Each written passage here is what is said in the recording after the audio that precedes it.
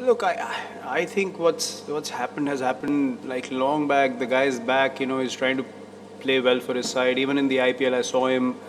It's not good to see someone down like that, to be honest. I mean, we've had issues in the past. We've had a few arguments on the field, but you don't want to see a guy, feeling that heat every time he goes out to play.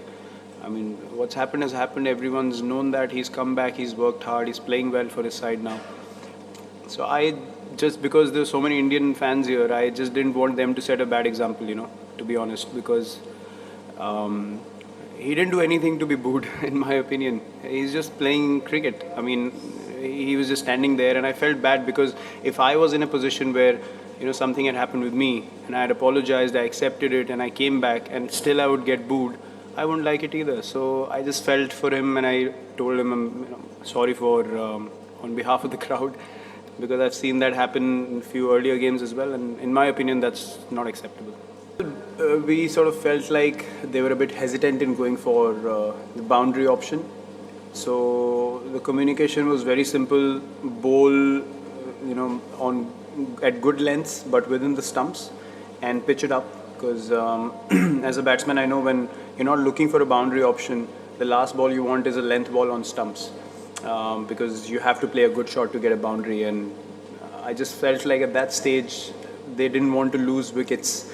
Was the mentality that we felt like they wanted to keep wickets so that it can strike big in the end. But I think that was too big a total to play like that initially. So we sensed that, the bowlers sensed that, and then we just thought the higher we take the run rate, we will get a few chances to take wickets, and then the game will go beyond them slowly. So I think that the communication was important from bowlers as well. So it was both ways. It wasn't just me speaking to them. We both had a discussion, and then we executed a plan.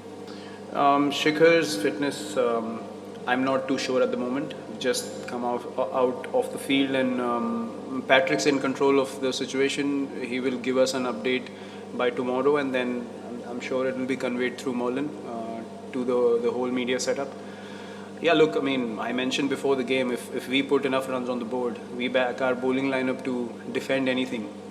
And there's a good reason why I said that, because you have two wrist spinners in the middle overs who are always looking to pick wickets, and then you have Bhuvi, Bumrah, Hardik's bowling really well, Kedar can chip in with a few overs. On an overcast day, Shami could play as well. So you're looking at strike bowlers through and through. So in one-day cricket, when you have strike bowlers, you will have dot balls because the batsman will give respect to a guy who can get you out. So I think we have a really good bowling lineup, and they understand their strengths. More importantly, you just give them the ball in a situation, and they know exactly what to do. So I literally don't have anything to plan with these guys because they do their skills so well, and they're at the top of their game right now for sure. And I hope they can be in that mindset so that we can go along with the tournament. The communication before that was if I get out, MS will come in to control that one end, and if the other guy gets out, if Shikhar got out, then I would have Hardik would have stepped in. So exactly what happened, and the communication came from the management. They said let's send Hardik and try and capitalize this phase, because last time we played here against Sri Lanka we got 330 and we lost the game. And then the fact that Hardik said to me in the middle, the fact that I'm there at one end gave him more freedom to just strike from ball one, and he literally just wanted to strike at 200. That was his plan, and then MS came in and he did the same job beautifully. So yeah, I think that's where management and that communication is very important also. They understood that this is a phase where we could get those extra runs, and they just sent Hardik, and I think that was a really, really good plan. I mean, this is not something which you expect at the international level. I think with the technology is great. I mean, the lights come on, and it's very precise when you actually make something happen with the stumps. But you literally have to smash the stumps really hard. And I'm saying that as a batsman. I mean, if I see something happening like that, I'd be very surprised also.